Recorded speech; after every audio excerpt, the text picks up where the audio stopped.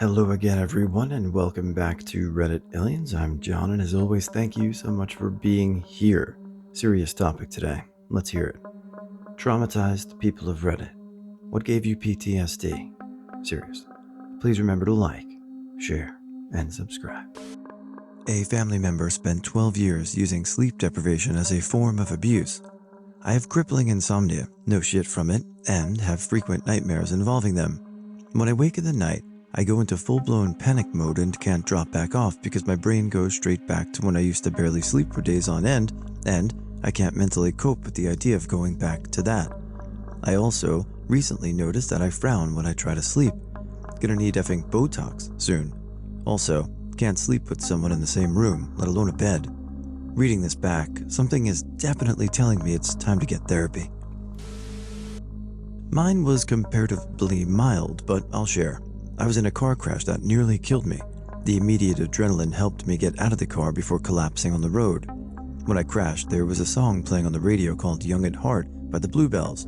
Despite my car a wreck, that kept playing as I struggled to force the driver's side door open and had to climb out of the back of the car since it was smoking like it was about to burst into flames. I forgot about that until about a year later when I heard it at a party and suddenly went into a panic but didn't know why. I ran outside to get some air but felt like I couldn't get enough air. Then I burst out crying and sat on the ground in the car park, and it was only when I looked up and saw a parked car facing me that I connected the memory of that song to the car crash. Mine was very mild, and it's probably not even PTSD, so I apologize if I've offended anyone with more severe issues.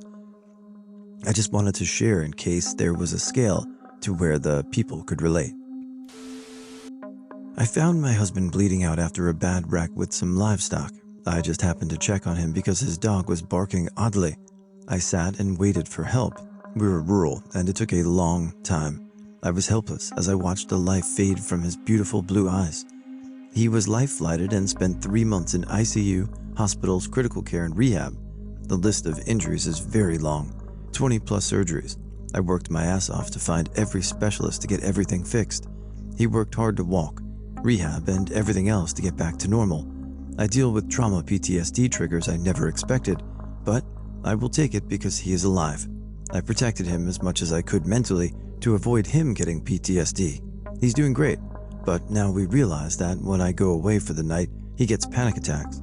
They're getting a bit better. It's been 3 years. Any of us couldn't wish for a better spouse or partner, so thank you for what you did for him, and I'm sure he's grateful as well.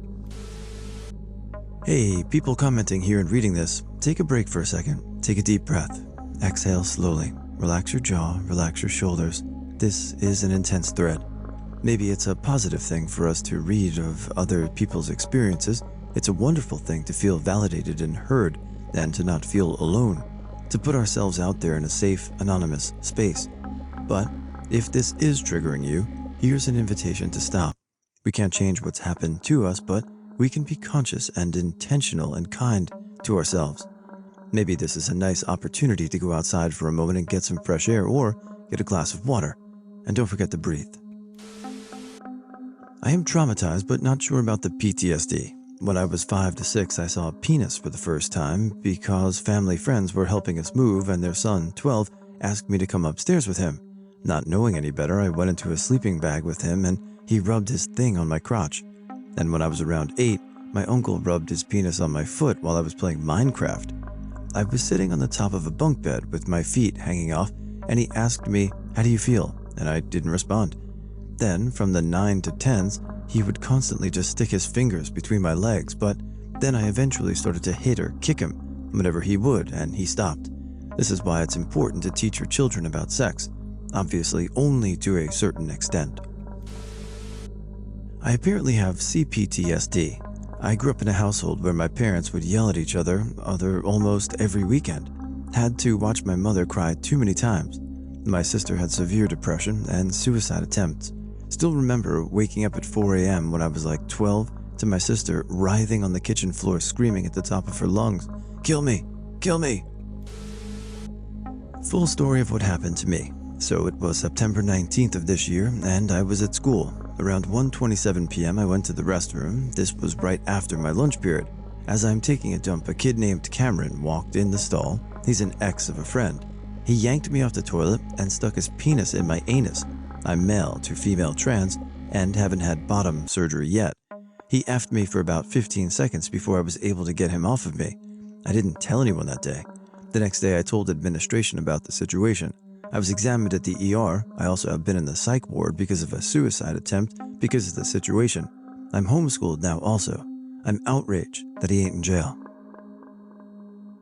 So why isn't he in jail or at least juvenile detention, assuming he was a minor in school?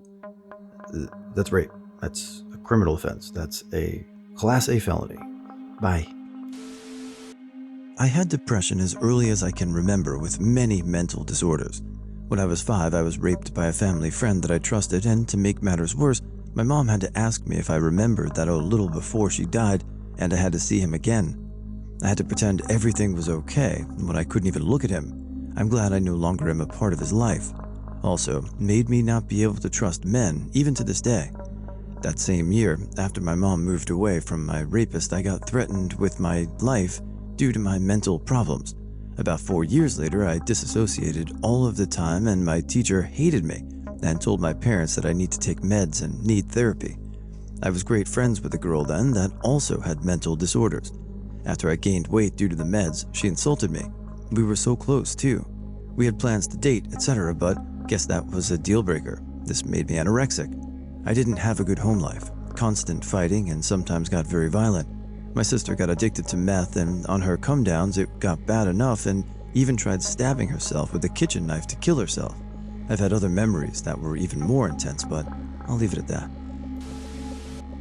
I was molested by my aunt's husband only once, but traumatized me at a young age. I'm an adult now. My husband and I moved into our own place, and I guess it was the first time it dawned on me. We were so busy, focused on getting our house, and I didn't stop to rationalize one issue, my weight. Now hear me out. I was working out, then changed my eating habits until multiple people said I looked great. They were respectfully complimenting my curves. This made me drive to my house and ate literally all day to not look or feel attractive.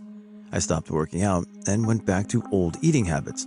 This has happened years ago, and I realize now what my weight problem is coming from. I find it so weird because I've been with my spouse since I was 19 years old, so I don't know, I get this very uncomfortable, sick feeling like I used to get when I was at that age from being molested. It seems I'm not over it completely. Now my husband I trust completely, but I spoke to him about this and he said this sounds like I'm reliving my trauma again. This is something I must fight and defeat because it's not fair to my spouse at all.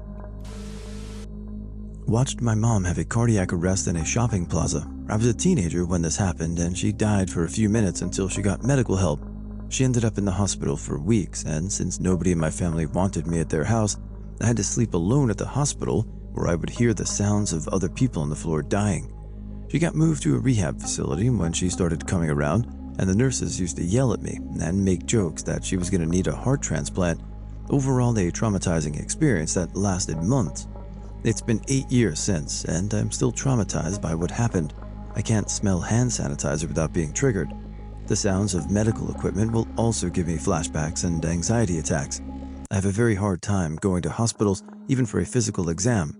I'm in therapy, and it's been a process. I'm sorry for this wall of text. If anybody sees this, thank you, and take care. I'm not going to trauma dump. I'd probably be banned if I did. I was rewarded at school by classmates for a year. It started with me being grabbed in the hallway, which I reported, and had female vice principal who told me to stop complaining that my peers found me attractive, and my male principal told me to be flattered because that's how boys are. Who would have guessed that would lead me to not being able to tell adults about it escalating, and shockingly, that isn't really healthy for a child or anyone to go through. I'd say that's what caused me most of my PTSD.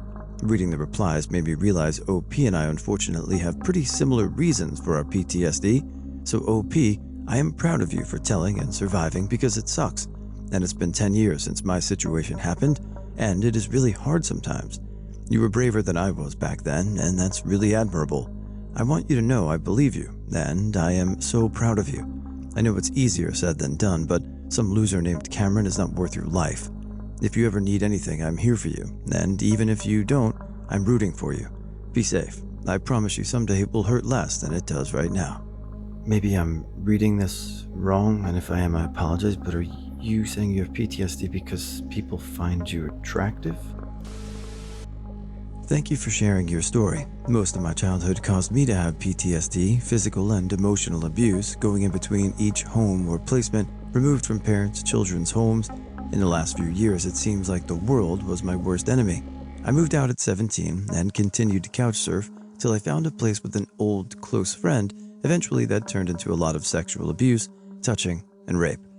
I finally filed a report right before I turned 18 last year. I was hard on drugs and self-harm, and sometimes I still tend to think of going back only to realize that it was all just bad coping in the moment.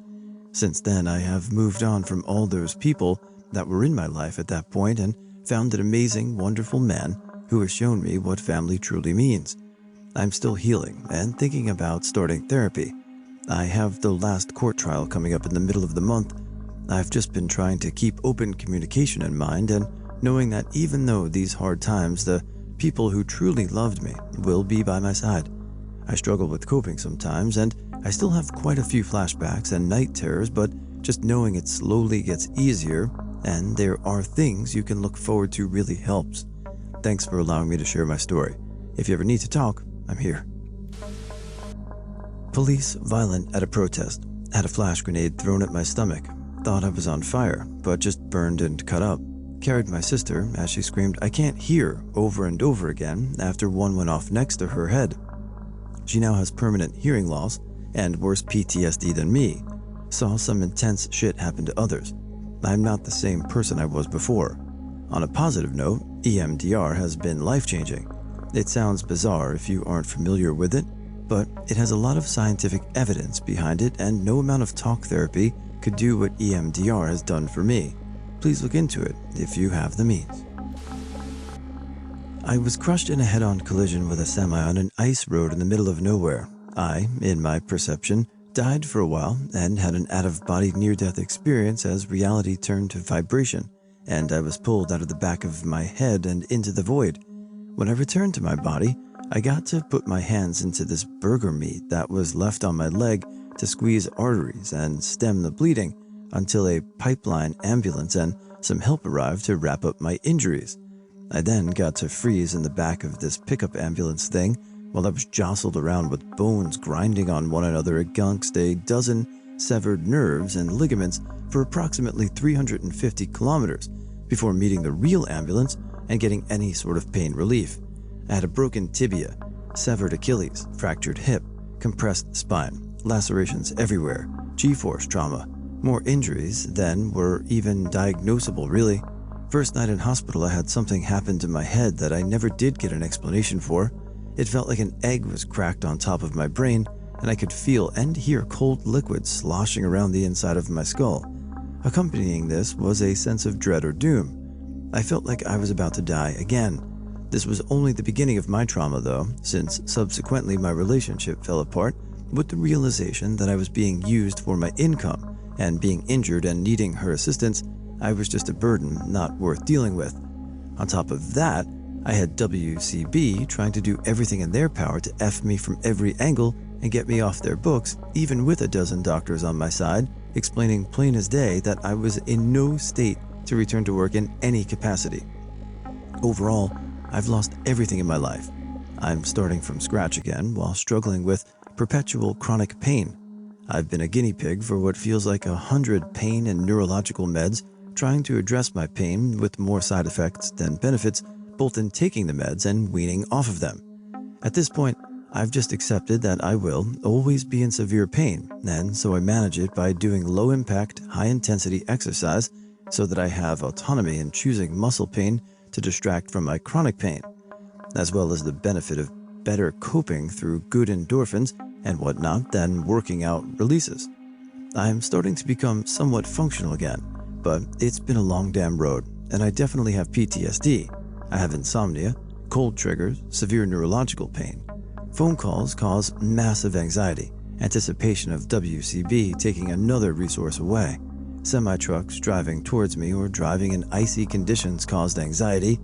There's so many things that F with me in subtle ways. I'm more or less at a point where I recognize them and rationalize them away, but it's a nightmare to deal with still. My life is effed, and I look normal, strong even, so nobody sees me as crippled or disabled in the ways that I am, so I feel very isolated and find it incredibly difficult to be outgoing and make any connections. I just don't even want to try because I have to explain how effed I am for the nth time to every person that takes an interest in me.